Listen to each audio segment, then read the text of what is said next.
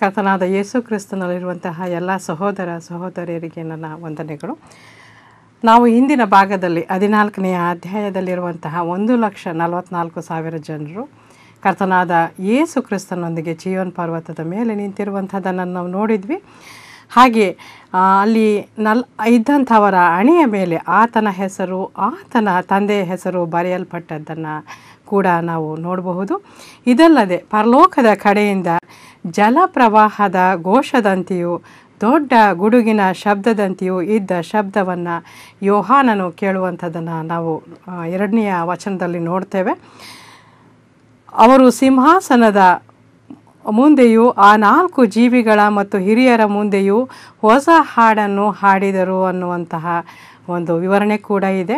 ಆ ಶಬ್ದವು ವೀಣೆಗಳನ್ನು ನುಡಿಸಿಕೊಂಡು ಹಾಡುತ್ತಿರುವ ವೀಣೆಗಾರರ ಶಬ್ದದಂತಿತ್ತು. ವೀಣೆ ಅಂದರೆ ಇಲ್ಲಿ ಹಾರ್ಪ್ ಅನ್ನುವಂಥದ್ದನ್ನು ಜ್ಞಾಪಕದಲ್ಲಿಡಿ. ಹಾಗೆಯೇ ಈ ಪ್ರಕಟಣೆಯ ಪುಸ್ತಕದಲ್ಲಿ ಪರಲೋಕದಲ್ಲಿರುವಂತಹ ಒಂದೇ ಒಂದು ಮ್ಯೂಸಿಕಲ್ ಇನ್ಸ್ಟ್ರೂಮೆಂಟ್ ಅಂತಂದರೆ ಅದು ಹಾರ್ಪ್ ಎನ್ನುವಂಥದ್ದನ್ನು ಕೂಡ ನೀವು ಗಮನಿಸಬಹುದು. ಈ ಒಂದು ಹೊಸ ಹಾಡನ್ನು ಈ 1,44,000 ಜನರನ್ನು ಬಿಟ್ಟರೆ ಬೇರೆ ಯಾರಿಗೂ ಸಹಿತ ಆಡಲಿಕ್ಕೆ ಸಾಧ್ಯ ಇಲ್ಲ ಅನ್ನುವಂತಹ ಒಂದು ಸ್ಟೇಟ್ಮೆಂಟನ್ನು ಅಲ್ಲಿ ಯೋಹಾನನು ಮಾಡಿರುವಂಥದ್ದನ್ನು ನಾವು ನೋಡ್ತೇವೆ. ಹಾಗೆಯೇ ಅವರು ಕನ್ಯೆಯರಂತೆ ನಿಷ್ಕಳಂಕರು ಅಂದರೆ ನೀತಿವಂತರು, ಬೇರೆ ಯಾವುದೇ ದೇವರನ್ನು ಕೂಡ ಬೇರೆ ಯಾರನ್ನೂ ಕೂಡ ಯಾವುದೇ ಕಾರಣಕ್ಕೂ ಕೂಡ ಅವರು ಆರಾಧಿಸುವುದಿಲ್ಲ ಅನ್ನುವಂಥದ್ದನ್ನು ಯೋಹಾನನು ಮಾಡಿರುವಂಥದ್ದನ್ನು ನಾವು ಇಲ್ಲಿ ಗಮನಿಸಬಹುದು. ಹಾಗೆಯೇ ಇವರು ಯಜ್ಞದ ಕುರಿಯಾದಾತನು ಎಲ್ಲಿ ಹೋದರೂ ಇವರು ಆತನ ಹಿಂದೆ ಹೋಗುವರು ಅನ್ನುವಂತಹ ವಿಷಯ. ಇವರು ಮನುಷ್ಯರೊಳಗಿಂದ ಸ್ವಕೀಯ ಜನರಾಗಿ ಕೊಂಡುಕೊಳ್ಳಲ್ಪಟ್ಟು ದೇವರಿಗೂ ಯಜ್ಞದ ಕುರಿಯಾದಾತನಿಗೂ ಪ್ರಥಮ ಫಲದಂತಾದರು. ನಾವು ಕೂಡ ಕೃಪಾಕಾಲದಲ್ಲಿರುವಂತಹ ಕ್ರೈಸ್ತರು ಕೂಡ ಪ್ರಥಮ ಫಲ ಎನ್ನುವಂಥದ್ದನ್ನು ನಾವು ಪೌಲನು ಬರೆದಿರುವಂತಹ ಪತ್ರಿಕೆಗಳಲ್ಲಿ ನೋಡ್ತೇವೆ. ಇವರ ಬಾಯಲ್ಲಿ ಸುಳ್ಳು ಸಿಕ್ಕಲಿಲ್ಲ, ಇವರು ನಿರ್ದೋಷಿಗಳಾಗಿದ್ದಾರೆ ಅನ್ನುವಂಥದ್ದು. ಈ ಸಮಯ ಕಾಲ ಈ 2ನೆಯ ಭಾಗದ 7 ವರ್ಷ ಮಹಾಸಂಕಟ ಕಾಲದ 2ನೆಯ ಅರ್ಧ ಭಾಗದಲ್ಲಿ ಕಂಡು ಬರ್ತಾ ಇರುವಂತಹ 1,44,000 ಜನರು. ಹಾಗೆ ಅವರು ಲೋಕದ ಎಲ್ಲ ಕಡೆಗೆ ಸುವಾರ್ತೆಯನ್ನು ಸಾರುವಂಥವರು. ಹಾಗೆಯೇ ಅವ್ರಿಗೆ ಯಾವುದೇ ರೀತಿಯ ಕೇಡು ಕೂಡ ಆಗದ ಹಾಗೆ ಅವರು ದೇವರಿಂದ ಮುದ್ರೆಯನ್ನು ಹೊಂದಿದ್ದನ್ನು ನಾವು 7ನೆಯ ಅಧ್ಯಾಯದಲ್ಲಿ ನೋಡಿದ್ದೇವೆ. ಅಷ್ಟೇ ಅಲ್ಲದೆ ಈ ಒಂದು 13ನೇ ಅಧ್ಯಾಯ ಹಾಗೂ 14ನೇ ಅಧ್ಯಾಯವನ್ನು ನಾವು ನೋಡಿದರೆ 13ನೇ ಅಧ್ಯಾಯದಲ್ಲಿ ಮೃಗ ಅಥವಾ ಈ ಆ್ಯಂಟಿ ಕ್ರೈಸ್ಟ್ ಅಥವಾ ಕ್ರಿಸ್ತ ವಿರೋಧಿಯನ್ನು ಕುರಿತ ಹಾಗೆ ಅವನನ್ನು ಹಿಂಬಾಲಿಸುವವರನ್ನ ಕುರಿತ ಹಾಗೆ ನೋಡ್ತೇವೆ. ಈ ಒಂದು 14ನೇ ಅಧ್ಯಾಯದಲ್ಲಿ ಕರ್ತನಾದ ಯೇಸು ಕ್ರಿಸ್ತನನ್ನು ಹಾಗೆಯೇ ಆತನ ಹಿಂದೆ ಹೋಗ್ತಾ ಇರುವಂತಹ 1,44,000 ಜನರನ್ನು ನಾವು ನೋಡ್ತೇವೆ. ಈ ಒಂದು 13ನೇ ಅಧ್ಯಾಯ ಆ ಮೃಗವನ್ನು ಕುರಿತ ಹಾಗೆ ಅವನ ಆರಾಧಕರ ಕುರಿತ ಹಾಗೆ ಒಂದು ಕಪ್ಪು ವಿವರಣೆಯನ್ನು ನೀಡಿದರೆ, ಈ 14ನೇ ಅಧ್ಯಾಯ ಯಜ್ಞದ ಕುರಿಯಾದಾತನ ಹಾಗೆ ಆತನಿಗೆ ಸೇವೆ ಮಾಡುವಂತಹವರ ಒಂದು ಅಮೋಘವಾದಂತಹ ವಿವರಣೆಯನ್ನು ನೀಡುವಂಥದ್ದು. ಹಾಗೆ ಇವೆರಡನ್ನು ಕೂಡ ನೀವು ಒಂದು ಹೋಲಿಕೆ ಮಾಡಿ ನೋಡಬಹುದು. 13ನೇ ಅಧ್ಯಾಯದಲ್ಲಿರುವಂತಹ ಮೃಗ ಮತ್ತು ಸುಳ್ಳು ಪ್ರವಾದಿ ಅಂದರೆ ಒಂದು ನಕಲಿ ಕುರಿ ಅಥವಾ ಒಂದು ಕ್ರಿಸ್ತ ಯೇಸುವನ್ನು ನಕಲಿ ಮಾಡುವಂತಹ ಒಬ್ಬ ವ್ಯಕ್ತಿ. ಹಾಗೆಯೇ ಮೃಗಕ್ಕೆ ಒಂದು ಬೆಂಬಲವಾಗಿ ನಿಲ್ಲುವಂತಹವನು, ಅವನನ್ನು ಆರಾಧಿಸಬೇಕು ಅಂತ ಎಲ್ಲರಿಗೂ ಕೂಡ ಒಂದು ತಪ್ಪು ದಾರಿಗೆ ಎಳೆಯುವಂತಹ ಸುಳ್ಳು ಪ್ರವಾದಿ. ಹಾಗೆಯೇ 14ನೇ ಅಧ್ಯಾಯದಲ್ಲಿ ನಾವು ನೋಡೋದಾದರೆ ಚೀಯೋನ್ ಪಟ್ಟಣದ ಮೇಲೆ ನಿಂತಿರುವಂತಹ ನಮ್ಮ ಕರ್ತನಾದ ಯೇಸು ಕ್ರಿಸ್ತನು ಯಜ್ಞದ ಕುರಿಯಾದಾತನನ್ನು ನಾವು ನೋಡ್ತೇವೆ. ಹಾಗೆಯೇ 13ನೇ ಅಧ್ಯಾಯ ನೋಡ್ರಿ, ಮೃಗದ ಗುರುತನ್ನು ಹಾಕಿಸ್ಕೊಳ್ಬೇಕು, ಇಲ್ಲದೇ ಇದ್ದರೆ ಕ್ರಯ ವಿಕ್ರಯಗಳನ್ನ ಕೂಡ ಮಾಡಲಿಕ್ಕೆ ಅವಕಾಶ ಕೊಡೋದಿಲ್ಲ, ಮತ್ತು ಮರಣದಂಡನೆ ವಿಧಿಸಲಾಗತ್ತೆ ಅನ್ನುವಂತಹ ಒಂದು ಇಡೀ ಸಾಮ್ರಾಜ್ಯವನ್ನು ಆಳುವವರ ಒಂದು ಆಜ್ಞೆಯನ್ನು ನಾವು ನೋಡ್ತೇವೆ, ಆ ಮೃಗದ ಗುರುತು ಅನ್ನುವಂಥದ್ದನ್ನು. ಹಾಗೆ ಇಲ್ಲಿ ದೇವರ ಗುರುತನ್ನು ಹಾಕಿಸಿಕೊಂಡಿರುವಂತಹವರು 1,44,000 ಜನರನ್ನು ನಾವಿಲ್ಲಿ ನೋಡ್ತೇವೆ 14ನೇ ಅಧ್ಯಾಯದಲ್ಲಿ. ಹಾಗೆಯೇ 13ನೇ ಅಧ್ಯಾಯದಲ್ಲಿ ಬರೀ ವಿಗ್ರಹಾರಾಧನೆಯ ಒಂದು ಕಾರ್ಯವನ್ನು ನಾವು ನೋಡಿದರೆ 14ನೇ ಅಧ್ಯಾಯದಲ್ಲಿ ಸತ್ಯ ಸ್ವರೂಪನಾದ ಜೀವ ಸ್ವರೂಪನಾದ ದೇವರನ್ನು ಆರಾಧಿಸುವಂಥದ್ದನ್ನು ನಾವು ನೋಡಬಹುದು. ಹಾಗೆಯೇ ಒಂದು ಭ್ರಷ್ಟರ ಹಣೆಯ ಮೇಲಿರುವ ಮೃಗದ ಗುರುತು ಕೂಡ ಅಲ್ಲಿ ನೋಡ್ತೇವೆ. ಹಾಗೆ ಇಲ್ಲಿ ಯಜ್ಞದ ಕುರಿಯಾದಾತನ ಮತ್ತು ತಂದೆಯಾದ ದೇವರ ಹೆಸರನ್ನು ಮತ್ತು ಆತನ ಹಿಂಬಾಲಕರ ಹಣೆಗಳ ಮೇಲೆ ಇರುವಂತಹ ಹೆಸರನ್ನು ಕೂಡ ನಾವು ಗಮನಿಸಬಹುದು. ಅಷ್ಟೇ ಅಲ್ಲದೆ ಮೃಗದ ಬಾಯಿಂದ ಬರುವ ಬಡಾಯಿ ಮಾತುಗಳು 13ನೇ ಅಧ್ಯಾಯದಲ್ಲಿ ನಾವು ನೋಡ್ತೇವೆ. ದೇವರ ದೂಷಣೆಯನ್ನು ಮಾಡುವಂತಹ ಮಾತುಗಳು, ದೇವರನ್ನು ದೂಷಿಸುವಂತಹ ಒಂದು ದೊಡ್ಡ ಧಿಕ್ಕಾರತನವನ್ನು, ಧಿಕ್ಕರಿಸುವಿಕೆಯನ್ನು ಮಾಡುವಂಥದ್ದನ್ನು ನೋಡ್ತೇವೆ. ಅಷ್ಟೇ ಅಲ್ಲದೆ ದೇವರನ್ನು, ಆತನ ನಿವಾಸಿಗಳನ್ನು, ಆತನ ನಿವಾಸ ಸ್ಥಾನವನ್ನು ದೂಷಿಸುವಂತಹ ಸೈತಾನನ ಒಂದು ಪ್ರತಿರೂಪದ ಹಾಗೆ ಇರುವ ಒಬ್ಬ ಮನುಷ್ಯನನ್ನು ನಾವು ಅಲ್ಲಿ ನೋಡ್ತೇವೆ. ಹಾಗೆ ಇಲ್ಲಿ ನಾವು ಕೊಳ್ಳುವಂತಹದ್ದು ಆರ್ಪನ್ನು ನುಡಿಸ್ಕೊಂಡು ಹಾಡ್ತಾ ಇರುವಂತಹ ಶಬ್ದ, ಸಿಂಹಾಸನದ ಮುಂದೆ ನಿಂತು ಹಾಡ್ತಾ ಇರುವಂತಹ, ಆರಾಧಿಸ್ತಾ ಇರುವಂತಹ ಒಂದು ಹೊಸದಾದ ಹಾಡು ಇಲ್ಲಿ ನಾವು ನೋಡ್ತೇವೆ. ಹಾಗೆಯೇ 13ನೇ ಅಧ್ಯಾಯದಲ್ಲಿ ಮೃಗದ ಹಿಂಬಾಲಕರ ಒಂದು ಮಲಿನತೆಯನ್ನು ನಾವು ನೋಡಿದರೆ, ಇಲ್ಲಿ ಕ್ರಿಸ್ತನ ಹಿಂಬಾಲಕರ ಒಂದು ನಿಷ್ಕಳಂಕತೆಯನ್ನು, ಅಂದರೆ ಪರಿಶುದ್ಧತೆಯನ್ನು ನಾವು ನೋಡ್ತೇವೆ. ಹಾಗೆ ಭೂಮಿಯಲ್ಲಿರುವಂತಹ ಭ್ರಷ್ಟತೆಯನ್ನು ನೀವು 13ನೇ ಅಧ್ಯಾಯದಲ್ಲಿ ನೋಡ್ತೀರಿ. ಆದರೆ ಭೂಮಿಯ ಭ್ರಷ್ಟತೆಯಿಂದ ದೂರ ಇರುವಂತಹ ಕ್ರೈಸ್ತ ವಿಶ್ವಾಸಿಗಳನ್ನು ನೀವು 14ನೇ ಅಧ್ಯಾಯದಲ್ಲಿ ನೋಡ್ತೀರಿ. ಹಾಗೆಯೇ ಮೃಗದೊಂದಿಗೆ ನಿತ್ಯ ನಾಶನಕ್ಕೆ ಹೋಗುವವರ ಒಂದು ದೊಡ್ಡ ಗುಂಪನ್ನು ನೀವು ಅಲ್ಲಿ ನೋಡಿದರೆ, ವಿಮೋಚಿತರಾಗಿ ಪರಲೋಕಕ್ಕೆ ಹೋಗುವಂತಹ ಒಂದು ಸೌಭಾಗ್ಯವನ್ನು ಪಡೆದಿರುವಂತಹ ಒಂದು ಗುಂಪನ್ನು ನೀವು ಇಲ್ಲಿ ನೋಡ್ತೀರಿ. ಹಾಗೆಯೇ ಈ 13ನೇ ಅಧ್ಯಾಯದಲ್ಲಿ ಮೃಗವನ್ನು ಎಲ್ಲ ರೀತಿಯಿಂದಲೂ ಅನುಸರಿಸುವಂತಹವರು, ಎಲ್ಲಕ್ಕೂ ಕೂಡ ಅವನು ಸರಿಯಾದ ರೀತಿಯಲ್ಲಿ ಮಾಡುವವನು. ಹಾಗೆಯೇ ಅವನಂಥವರು ಯಾರೂ ಇಲ್ಲ, ಈ ಮೃಗಕ್ಕೆ ಸಮಾನರು ಯಾರು, ಇದರ ಮೇಲೆ ಯುದ್ಧ ಮಾಡುವುದಕ್ಕೆ ಯಾರು ಶಕ್ತರು ಅನ್ನುವಂತಹ ಒಂದು ಕೆಟ್ಟ ಹೇಳಿಕೆಗಳನ್ನು ಹೇಳಿಕೊಂಡು ಅವನನ್ನು ಹಿಂಬಾಲಿಸುವಂತಹ ಗುಂಪಿನ ಜನರನ್ನು ನೀವು ನೋಡ್ತೀರಿ. ಆದರೆ ಇಲ್ಲಿ 14ನೇ ಅಧ್ಯಾಯದಲ್ಲಿ ಯಜ್ಞದ ಕುರಿಯಾದಾತನು ಎಲ್ಲಿ ಹೋದರೂ ಕೂಡ ಅವನನ್ನು ಹಿಂಬಾಲಿಸುವಂತಹ 1,44,000 ಜನರು ಆತನ ಶಿಷ್ಯರಾಗಿರುವವರು ಇಡೀ ವಿಶ್ವಕ್ಕೆ ಮಹಾ ಸಂಕಟ ಕಾಲದಲ್ಲಿ ಸುವಾರ್ತೆಯನ್ನು ಸಾರಿ ಜೀವ ಸಹಿತವಾಗಿ 1000 ವರ್ಷಗಳ ಆಳ್ವಿಕೆಗೆ ಹಾದು ಬರುವಂತಹ ಒಂದು ದೊಡ್ಡ ಗುಂಪನ್ನು ನಾವು ನೋಡ್ತೇವೆ. ಹಾಗೆಯೇ ನೀವು 13ನೇ ಅಧ್ಯಾಯದಲ್ಲಿ ಮೃಗದ ಸಂಖ್ಯೆ 666 ಅಂತ ನೋಡ್ತೀರಿ. ಆದರೆ ಇಲ್ಲಿ ಪ್ರಥಮ ಫಲದ ಸಂಖ್ಯೆ 1,44,000 ಅನ್ನುವಂಥದ್ದನ್ನು ನಾವು 14ನೇ ಅಧ್ಯಾಯದಲ್ಲಿ ನೋಡ್ತೇವೆ. ಹಾಗೆ ನೀವು 13ನೇ ಅಧ್ಯಾಯದಲ್ಲಿ ನೋಡುವಂಥದ್ದೆಲ್ಲವೂ ಕೂಡ ಕೃತ್ರಿಮವಾಗಿದೆ, ನಕಲಿಯಾಗಿದೆ. ಹಾಗೆ ಅಂದರೆ ಕೋಟವಾಗಿರುವಂಥದ್ದು, ಅಂದರೆ ಸುಳ್ಳುಗಾರಿಕೆ ಕೃತಕವಾಗಿರುವಂಥದ್ದು. ಆದರೆ ಇಲ್ಲಿರುವಂತಹದ್ದು ಸತ್ಯವಾದದ್ದು, ಹಾಗೆ ಯಥಾರ್ಥವಾದಂತಹ ಒಂದು ಸ್ವಭಾವವನ್ನು ಮತ್ತು ಗುಣಲಕ್ಷಣಗಳನ್ನು 14ನೇ ಅಧ್ಯಾಯದಲ್ಲಿರುವಂತಹ ಈ ಜನರಲ್ಲಿ ಕರ್ತನ ಜೊತೆಗಿರುವಂತಹ ಒಂದು ಗುಂಪಿನಲ್ಲಿ ನಾವು ನೋಡ್ತೇವೆ. ನಾವೀಗ ಮತ್ತೆ ಮುಂದೆ 4 ಪ್ರಕಟಣೆಗಳು ಇವೆ 2ನೇ ಭಾಗದಲ್ಲಿ, ಅದನ್ನು ಕುರಿತಾಗಿ ನೋಡೋಣ. ಪ್ರಕಟಣೆ 14ನೇ ಅಧ್ಯಾಯ ವಚನ 6ರಿಂದ ನಾನು ನಿಮಗೋಸ್ಕರ 13ನೇ ವಚನದವರೆಗೆ ಓದ್ತೇನೆ. 4 ಪ್ರಕಟಣೆಗಳು. ಮತ್ತೊಬ್ಬ ದೇವದೂತನು ಆಕಾಶ ಮಧ್ಯದಲ್ಲಿ ಹಾರಿ ಹೋಗುವುದನ್ನು ಕಂಡೆನು.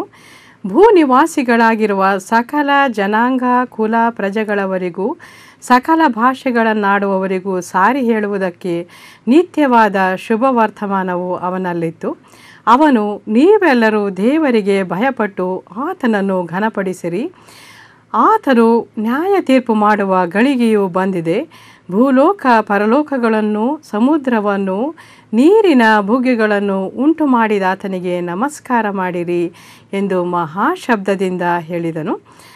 ಅವನ ಹಿಂದೆ 2ನೇಯವನಾದ ಒಬ್ಬ ದೇವದೂತನು ಬಂದು, ಬಿದ್ದಳು, ಬಿದ್ದಳು, ಬಾಬೇಲೆಂಬ ಮಹಾನಗರಿಯು ಬಿದ್ದಳು. ಆಕೆಯು ಸಕಲ ಜನಾಂಗಗಳಿಗೆ ತನ್ನ ಅತಿಜಾರತ್ವವೆಂಬ ದ್ರಾಕ್ಷಾರಸವನ್ನು ಕುಡಿಸಿದಳು ಎಂದು ಹೇಳಿದನು.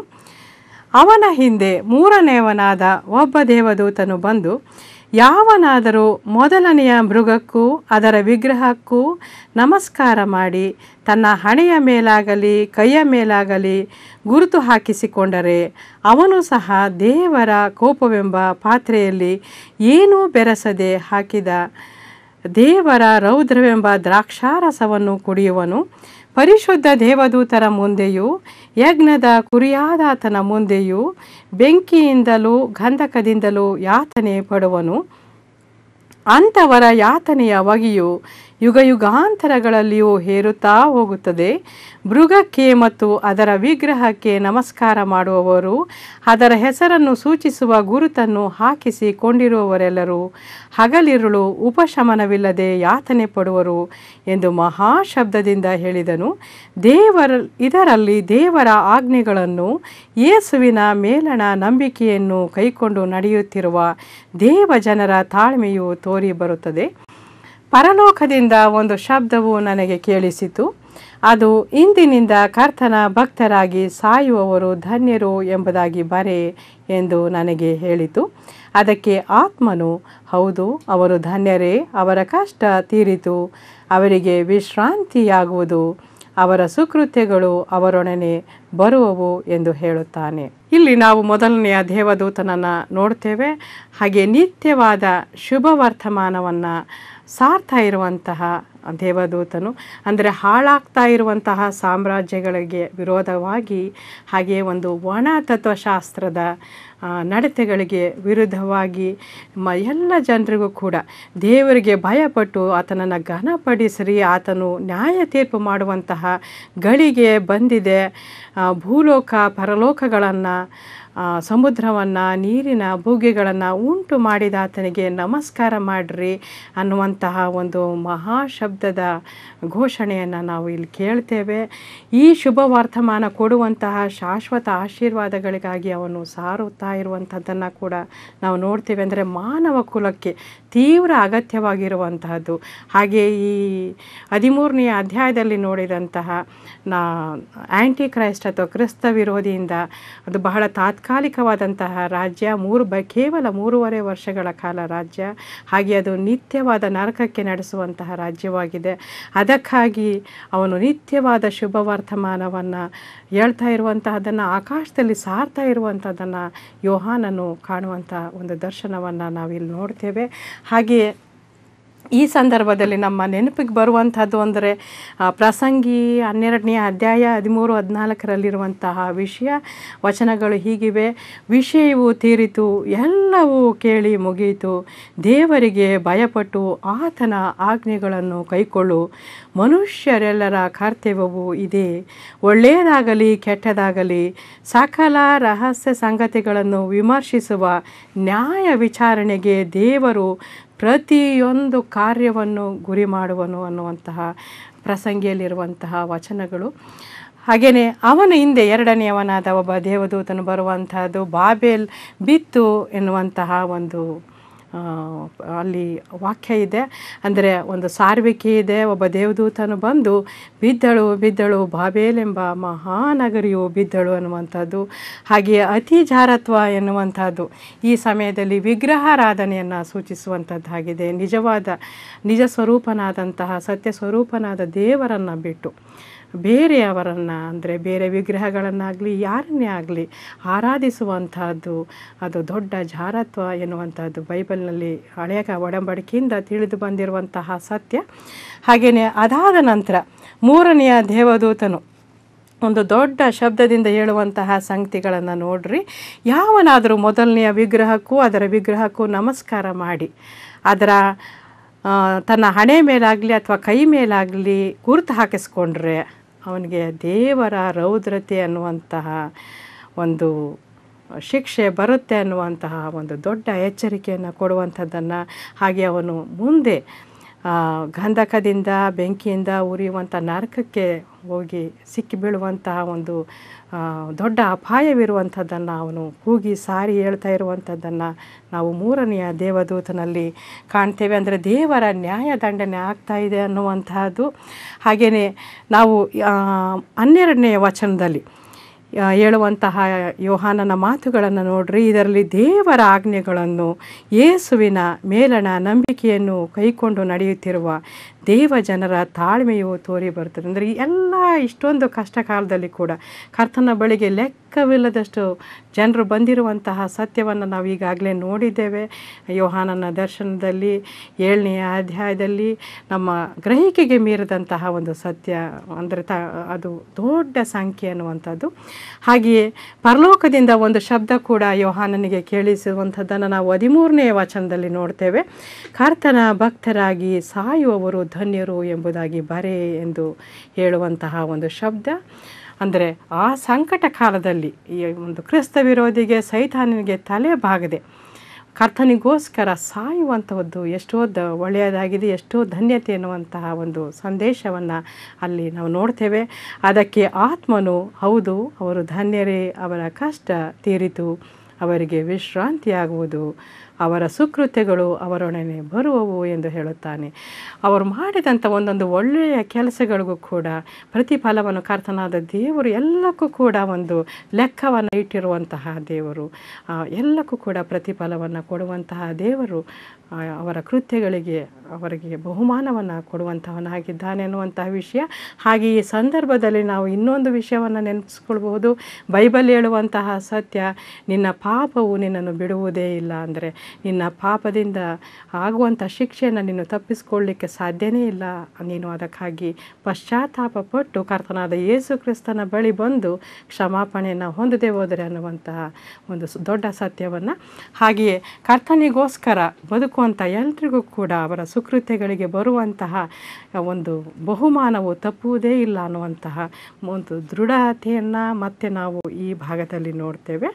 ನಾವೀಗ ಪ್ರಕಟಣೆ 14ನೇ ಅಧ್ಯಾಯದ ಮುಂದಿನ ಕೆಲವು ವಚನಗಳನ್ನು ನೋಡೋಣ. 14ರಿಂದ 20ನೇ ವಚನಗಳವರೆಗೆ ಭೂಲೋಕದ ಸುಗ್ಗಿ ಕಾಲವನ್ನು ಕುರಿತದ್ದು. ನಾನು ನೋಡಲಾಗಿ ಇಗೋ ಪ್ರಕಾಶಮಾನವಾದ ಒಂದು ಮೇಘವು ನನಗೆ ಕಾಣಿಸಿತು. ಆ ಮೇಘದ ಮೇಲೆ ಮನುಷ್ಯ ಕುಮಾರನಂತಿದ್ದವನೊಬ್ಬನು ಕೂತಿರುವುದನ್ನು ಕಂಡೆನು. ಆತನ ತಲೆಯ ಮೇಲೆ ಚಿನ್ನದ ಕಿರೀಟವು, ಆತನ ಕೈಯಲ್ಲಿ ಹದವಾದ ಕುಡುಗೋಲು ಇದ್ದವು. ಆಗ ದೂತನಾದ ಮತ್ತೊಬ್ಬನು ದೇವಾಲಯದೊಳಗಿಂದ ಬಂದು ಮೇಘದ ಮೇಲೆ ಕುಳಿತಿದ್ದಾತನಿಗೆ, ಭೂಮಿಯ ಪೈರು ಮಾಗಿ ಒಣಗಿದೆ, ಕೊಯ್ಯುವ ಕಾಲ ಬಂತು, ನಿನ್ನ ಕುಡುಗೋಲನ್ನು ಹಾಕಿ ಕೊಯ್ಯಿ ಎಂದು ಮಹಾಶಬ್ದದಿಂದ ಕೂಗಿದನು. ಮೇಘದ ಮೇಲೆ ಕುಳಿತಿದ್ದಾತನು ತನ್ನ ಕುಡುಗೋಲನ್ನು ಹಾಕಿ ಭೂಮಿಯ ಪೈರನ್ನು ಕೊಯ್ದನು. ಭೂಮಿಯ ಪೈರು ಕೊಯ್ಯಲ್ಪಟ್ಟಿತು. ಮತ್ತೊಬ್ಬ ದೂತನು ಪರಲೋಕದಲ್ಲಿರುವ ದೇವಾಲಯದೊಳಗಿಂದ ಬಂದನು. ಅವನಲ್ಲಿ ಸಹ ಹದವಾದ ಕುಡುಗೋಲು ಇತ್ತು. ತರುವಾಯ ಬೆಂಕಿಗೆ ಅಧಿಕಾರಿಯಾದ ಇನ್ನೊಬ್ಬ ದೂತನು ಯಜ್ಞವೇದಿಯ ಬಳಿಯಿಂದ ಬಂದು ಆ ಹದವಾದ ಕುಡುಗೋಲಿನವನಿಗೆ, ನಿನ್ನ ಹದವಾದ ಕುಡುಗೋಲನ್ನು ಹಾಕಿ ಭೂಮಿಯ ದ್ರಾಕ್ಷೆ ಗೊಂಚಲುಗಳನ್ನು ಕೊಯ್ಯಿ, ಅದರ ಹಣ್ಣುಗಳು ಪೂರಾ ಮಾಗಿವೆ ಎಂದು ಮಹಾಶಬ್ದದಿಂದ ಕೂಗಿದನು. ಆಗ ಆ ದೂತನು ತನ್ನ ಕುಡುಗೋಲನ್ನು ಭೂಮಿಗೆ ಹಾಕಿ ಭೂಮಿಯ ದ್ರಾಕ್ಷೆ ಬಳ್ಳಿಯ ಹಣ್ಣನ್ನು ಕೊಯ್ದು ದೇವರ ರೌದ್ರವೆಂಬ ದೊಡ್ಡ ತೊಟ್ಟಿಯಲ್ಲಿ ಹಾಕಿದನು. ಅದನ್ನು ಪಟ್ಟಣದವರೆಗೆ ಆ ತೊಟ್ಟಿಯಲ್ಲಿ ತುಳಿದರು. ಆ ತೊಟ್ಟಿಯೊಳಗಿಂದ ರಕ್ತವು ಹೊರಟು ಕುದುರೆಗಳ ಕಡಿವಾಣಗಳನ್ನು ಮುಟ್ಟುವಷ್ಟು ಆಳವಾಗಿ 200 ಮೈಲಿ ದೂರ ಹರಿಯಿತು ಎನ್ನುವಂಥದ್ದು. ಇಲ್ಲಿ 4ನೆಯ ಒಂದು ದೇವದೂತನು ವಿಷಯವಾಗಿ ನೋಡ್ತೇವೆ. 3 ದೇವದೂತರು ಈಗಾಗಲೇ ವಿಷಯಗಳನ್ನು ಸಾರಿರುವಂಥದ್ದನ್ನು ನಾವು ಇಂದಿನ ಭಾಗದಲ್ಲಿ ವಚನಗಳಲ್ಲಿ ನೋಡಿದ್ವಿ. ಹಾಗೆ ಮೇಘದ ಮೇಲೆ ಮನುಷ್ಯ ಕುಮಾರನ ಹಾಗೆ ಕೂತಿರುವಂತಹ ಒಬ್ಬ ದೇವದೂತನನ್ನು ನಾವು ನೋಡ್ತೇವೆ. ಹಾಗೆ ಆತನ ತಲೆ ಮೇಲೆ ಇರುವಂತಹ ಚಿನ್ನದ ಕಿರೀಟ ಮತ್ತು ಆತನ ಕೈಯಲ್ಲಿ ಹದವಾಗಿರುವಂತಹ ಕುಡುಗೋಲು, ಈ ವಿಷಯಗಳನ್ನು ನೋಡಿದಾಗ ನಮಗೆ ಜ್ಞಾಪಕಕ್ಕೆ ಬರುವಂತಹ ವಿಷಯ ಅಂದರೆ ಮತ್ತಾಯ 13ರಲ್ಲಿ ನಮ್ಮ ಕರ್ತನಾದ ಯೇಸು ಕ್ರಿಸ್ತನು ಹೇಳಿರುವಂತಹ ಒಂದು ಯುಗದ ಸಮಾಪ್ತಿಯಲ್ಲಿ ನಡೆಯುವಂತಹ ವಿಷಯಗಳು. ಅದನ್ನು ನಾನು ನಿಮಗೋಸ್ಕರ ಓದ್ತೇನೆ. 36ರಿಂದ 43 ಮತ್ತಾಯ 13ನೇ ಅಧ್ಯಾಯ. ಆಗ ಯೇಸು ಜನರನ್ನು ಬಿಟ್ಟು ಮನೆಗೆ ಹೋದ ಮೇಲೆ ಆತನ ಶಿಷ್ಯರು ಬಂದು, ಹೊಲದಲ್ಲಿಯ ಹಣಜಿಯ ಸಾಮ್ಯದ ಅರ್ಥವನ್ನು ನಮಗೆ ಹೇಳು ಅಂದರು. ಅದಕ್ಕಾತನು, ಒಳ್ಳೆಯ ಬೀಜವನ್ನು ಬಿತ್ತುವವನೆಂದರೆ ಮನುಷ್ಯ ಕುಮಾರನು, ಹೊಲವೆಂದರೆ ಈ ಲೋಕ, ಒಳ್ಳೆಯ ಬೀಜವೆಂದರೆ ಪರಲೋಕ ರಾಜ್ಯದವರು, ಹಣಜಿ ಅಂದರೆ ಸೈತಾನನವರು, ಅದನ್ನು ಬಿತ್ತುವ ವೈರಿ ಅಂದರೆ ಸೈತಾನನು, ಸುಗ್ಗಿ ಕಾಲ ಅಂದರೆ ಯುಗದ ಸಮಾಪ್ತಿ, ಕೊಯ್ಯುವವರು ಅಂದರೆ ದೇವದೂತರು. ಹೀಗಿರಲಾಗಿ ಹೇಗೆ ಅಣಜಿಯನ್ನು ಆರಿಸಿ ತೆಗೆದು ಸುಟ್ಟು ಬಿಡುತ್ತಾರೋ ಹಾಗೆಯೇ ಯುಗದ ಸಮಾಪ್ತಿಯಲ್ಲಿ ನಡೆಯುವುದು. ಮನುಷ್ಯ ಕುಮಾರನು ತನ್ನ ದೂತರನ್ನು ಕಳುಹಿಸುವನು. ಅವರು ಆತನ ರಾಜ್ಯದೊಳಗಿಂದ ಎಲ್ಲ ಕಂಟಕರನ್ನು ಅಧರ್ಮಿಗಳನ್ನು ಕೂಡಿಸಿ ಬೆಂಕಿ ಕೊಂಡದಲ್ಲಿ ಹಾಕುವರು. ಅಲ್ಲಿ ಗೋಳಾಟವೂ ಕಟಕಟನೆ ಹಲ್ಲು ಕಡಿಯೋಣವೂ ಇರುವವು. ಆಗ ನೀತಿವಂತರು ತಮ್ಮ ತಂದೆಯ ರಾಜ್ಯದಲ್ಲಿ ಸೂರ್ಯನಂತೆ ಪ್ರಕಾಶಿಸುವರು. ಕಿವಿಯುಳ್ಳವನು ಕೇಳಲಿ ಅಂದನು. ಈ ವಿಷಯಗಳನ್ನು, ಈ ಒಂದು ಸಾಮ್ಯವನ್ನು ಕೇಳಿದಾಗ ಈ ವಾಕ್ಯ ಓದಿದಂಥ ಭಾಗ ನೇರವಾಗಿ ಅರ್ಥವಾಗುವಂತಹ ಭಾಗವಾಗಿದೆ. ಹಾಗೆಯೇ ನಾವು ಮುಂದೆ 5ನೆಯ ದೇವದೂತನನ್ನು ನೋಡ್ತೇವೆ. ಅವನು ದೇವಾಲಯದೊಳಗಿಂದ ಬರುವಂತಹ ಒಬ್ಬ ದೇವದೂತ. ಹಾಗೆ ಅವನಲ್ಲಿ ಒಂದು ಹದವಾದ ಕುಡುಗೋಲಿರುವಂಥದ್ದನ್ನು ಕೂಡ ನಾವು ನೋಡ್ತೇವೆ, ಸಾಂಕೇತಿಕವಾಗಿರುವಂತಹ ಭಾಷೆ. 18ನೇ ವಚನದಲ್ಲಿ ನಾವು ನೋಡ್ತೇವೆ, ತರುವಾಯ ಬೆಂಕಿಗೆ ಅಧಿಕಾರಿಯಾದ ಇನ್ನೊಬ್ಬ ದೂತನು ಯಜ್ಞವೇದಿಯ ಬಳಿಯಿಂದ ಬಂದು ಆ ಹದವಾದ ಕುಡುಗೋಲಿನವನಿಗೆ, ನಿನ್ನ ಹದವಾದ ಕುಡುಗೋಲನ್ನು ಹಾಕಿ ಭೂಮಿಯ ದ್ರಾಕ್ಷೆ ಗೊಂಚಲುಗಳನ್ನು ಕೊಯ್ಯಿ ಅದರ ಹಣ್ಣುಗಳು ಪೂರಾಮಾಗಿವೆ ಎಂದು ಮಹಾಶಬ್ದದಿಂದ ಕೂಗುವಂಥದ್ದನ್ನು, ಅಂದರೆ ದೇವರನ್ನು ಧಿಕ್ಕರಿಸುವಂತಹವರ ಕೃತ್ಯಗಳು ಬಹಳ ತಾರಕಕ್ಕೇರುವಂತಹ ಒಂದು ಸನ್ನಿವೇಶವನ್ನು ನಾವಿಲ್ಲಿ ನೋಡ್ತೇವೆ. ಹಾಗೆ ಆ ದೂತನು ತನ್ನ ಕುಡುಗೋಲನ್ನು ಭೂಮಿಗೆ ಹಾಕಿ ಭೂಮಿಯ ದ್ರಾಕ್ಷೆ ಬಳ್ಳಿಯ ಹಣ್ಣನ್ನು ಕೊಯ್ದು ದೇವರ ರೌದ್ರವೆಂಬ ದೊಡ್ಡ ತೊಟ್ಟಿಯಲ್ಲಿ ಹಾಕಿದ್ದನ್ನು ಕೂಡ ಈ ಸನ್ನಿವೇಶದಲ್ಲಿ ಯೋಹಾನನು ಗಮನಿಸಿದ್ದನ್ನು ನಾವು ನೋಡ್ತೇವೆ. ಹಾಗೆ ಅದನ್ನು ಪಟ್ಟಣದವರೆಗೆ ಆ ತೊಟ್ಟಿಯಲ್ಲಿ ತುಳಿಯುವಂತಹದ್ದನ್ನು ಕೂಡ ಇಲ್ಲಿ ನೋಡಬಹುದು. ಆ ತೊಟ್ಟಿಯೊಳಗಿಂದ ರಕ್ತವು ಹೊರಟು ಕುದುರೆಗಳ ಕಡಿವಾಣಗಳನ್ನು ಮುಟ್ಟುವಷ್ಟು ಆಳವಾಗಿ 200 ಮೈಲಿ ದೂರ ಹರಿಯಿತು ಎನ್ನುವಂತಹ ಒಂದು ಸಾಂಕೇತಿಕ ಭಾಷೆ ಇದೆ. ಅಂದರೆ ಕರ್ತನ ಒಂದು ರೌದ್ರತೆ, ಕರ್ತನ ವಿರುದ್ಧವಾಗಿ ನಿಂತ ಜನಗಳ ಒಂದು ನಾಶನಕ್ಕಾಗಿರುವಂತಹ ದೇವರ ರೌದ್ರತೆಯನ್ನು ಕೂಡ ನಾವಿಲ್ಲಿ ಗಮನಿಸ್ತೇವೆ. ಹಾಗೆಯೇ ಈ ದ್ರಾಕ್ಷೆ ಗೊಂಚಲುಗಳು ಪೂರಾಮಾಗಿವೆ ಅಂದಾಗ ಅವರ ಪಾಪಗಳು ಒಂದು ತಾರಕಕ್ಕೆ, ಅಂದರೆ ಬಹಳಷ್ಟು ಎತ್ತರಕ್ಕೆ ಬೆಳೆದಿರುವಂತಹ ಬಾಬೆಲ್ ಗೋಪುರ ಅನ್ನುವಂಥದ್ದು, ನಾವು ಆದಿಕಾಂಡದಲ್ಲಿ ನೋಡುವಂತಹ ಬಾಬೆಲ್ ಗೋಪುರ ಆಕಾಶದ ಎತ್ತರಕ್ಕೆ ಬೆಳಿಬೇಕು ಅಂದಂತಹ ಬಾಬೆಲ್ ಗೋಪುರ ಅದು ಬೆಳಿಲಿಲ್ಲ. ಆದರೆ ಜನರ ಒಂದು ಪಾಪಗಳು ಈ ಒಂದು ಯುಗದ ಅಂತ್ಯಕಾಲದಲ್ಲಿ ಒಂದು ಕ್ರಿಸ್ತ ವಿರೋಧಿಯ ಆಡಳಿತದಲ್ಲಿ ಎತ್ತರೆತ್ತರಕ್ಕೆ ಬೆಳೆಯುವಂಥದ್ದನ್ನು, ಹಾಗೆಯೇ ದೇವದೂತನು ಬಂದು ಅದು ದ್ರಾಕ್ಷೆ ಗೊಂಚಲುಗಳಿಗೆ ಅದನ್ನು ಹೋಲಿಕೆ ಮಾಡಿ ಅವು ತೀರಾ ಮಾಗಿವೆ ಅನ್ನುವಂಥದ್ದನ್ನು ಹೇಳುವಂಥದ್ದನ್ನು, ಹಾಗೆಯೇ ತಂದೆಯಾದ ದೇವರ ಒಂದು ರೌದ್ರತೆಯನ್ನು, ನ್ಯಾಯದಂಡನೆಯನ್ನು ಈ ವಾಕ್ಯದ ಭಾಗದಲ್ಲಿ ನಾವು ನೋಡ್ತೇವೆ. ಹಾಗೆ ಆ ತೊಟ್ಟಿಯಲ್ಲಿ ಹಾಕಿ ಅದನ್ನು ತುಳಿದಾಗ ಅದರ ಒಂದು ರಕ್ತವು ಹೊರಟು ಕುದುರೆಗಳ ಕಡಿವಾಣಗಳನ್ನು ಮುಟ್ಟುವಷ್ಟು, ಅಂದರೆ ಅಷ್ಟು ಎತ್ತರಕ್ಕೆ ಅಥವಾ ಅಷ್ಟು ಆಳವಾಗಿ ಅದು 200 ಮೈಲಿಯಷ್ಟು ದೂರ ಹರಿಯಿತು ಎನ್ನುವಂಥದ್ದನ್ನು ನಾವು ಗಮನಿಸ್ತೇವೆ. ಅಂದರೆ ಪಾಪಗಳು ಅಷ್ಟೊಂದು ಹೆಚ್ಚಾಗಿರುವಂತಹ ಒಂದು ಸನ್ನಿವೇಶ. ಮೊದಲನೇ ಭಾಗದಲ್ಲಿ ನೋಡಿದ್ವಿ, ಸುವಾರ್ತೆಯನ್ನು ಸಾರುವಂಥವರ, ಹಾಗೆಯೇ ಹೊಸ ಹಾಡು ಆಡುವಂತಹ, ದೇವರನ್ನು ಆರಾಧಿಸುವಂತಹ 1,44,000 ಜನರು. ಹಾಗೆಯೇ ಬರುವಂತಹ 4 ಪ್ರಕಟಣೆಗಳನ್ನು ನಾವು ನೋಡಿದ್ವಿ. ಆಕಾಶ ಮಧ್ಯದಲ್ಲಿ ಹಾರು ಹೋಗುವಂತಹ ದೇವದೂತನು ಮೊದಲನೆಯದಾಗಿ ಬಂದು ಕರ್ತನನ್ನು ಆರಾಧಿಸಬೇಕು ಅನ್ನುವಂತಹ ಒಂದು ಎಚ್ಚರಿಕೆಯ ಮಾತನ್ನು ಕೊಟ್ಟದ್ದನ್ನು ನಾವು ನೋಡಿದ್ವಿ. ಹಾಗೆ ನಾವು ಕೂಡ ಸಣ್ಣವರಿದ್ದಾಗ ಅನೇಕ ಸಾರಿ ಕರ್ತನ ದೇವರು ಒಂದು ವೇಳೆ ಆಕಾಶದಲ್ಲಿ ಕಾಣಿಸ್ಕೊಂಡ್ರೆ ಬಹುಶಃ ಇಡೀ ಪ್ರಪಂಚವೇ ಆತನನ್ನು ನೋಡಿ ಆರಾಧಿಸ್ಬೋದೇನೋ ಅನ್ನುವಂತಹ ಒಂದು ಅನಿಸಿಕೆ ಇರ್ತಾಯಿತ್ತು ಸಣ್ಣ ಮಕ್ಕಳಾಗಿದ್ದಾಗ. ಅದೇ ರೀತಿಯ ಒಂದು ಸನ್ನಿವೇಶವನ್ನು ನಾವು ಈ ವಾಕ್ಯ ಭಾಗದಲ್ಲಿ ನೋಡ್ತೇವೆ. ಹಾಗೆ ನಂತರ ಬರುವಂತಹ ಬಾಬೆಲ್ ನಗರಿಯ ಒಂದು ಪೂರ್ತಿಯಾಗಿ ನಾಶನವಾಗುವಂತಹ ಒಂದು ಪ್ರವಾದನೆಯನ್ನು ಮುಂದಿನ ದೇವದೂತನು ಮಾಡಿದ್ದನ್ನು ಕೂಡ ನಾವು ನೋಡಿದ್ವಿ. ಹಾಗೆ ದೇವರ ರೌದ್ರತೆಯನ್ನು ಕೊನೆಯ ಭಾಗಗಳಲ್ಲಿ ನಾವು ಗಮನಿಸ್ತೀವಿ ಈ ಒಂದು ಅಧ್ಯಾಯದಲ್ಲಿ. ಮುಂದಿನ ಭಾಗದಲ್ಲಿ ನಾವು ಕೊನೆಯಲ್ಲಿ 15ನೇ 16ನೇ ಅಧ್ಯಾಯಗಳಲ್ಲಿ 7 ಉಪದ್ರವಗಳನ್ನು ಕುರಿತಾಗಿ ನೋಡ್ತೇವೆ. ಕರ್ತನಾದ ದೇವರು ನಿಮ್ಮನ್ನು ಆಶೀರ್ವದಿಸಿ ಕಾಪಾಡಲಿ.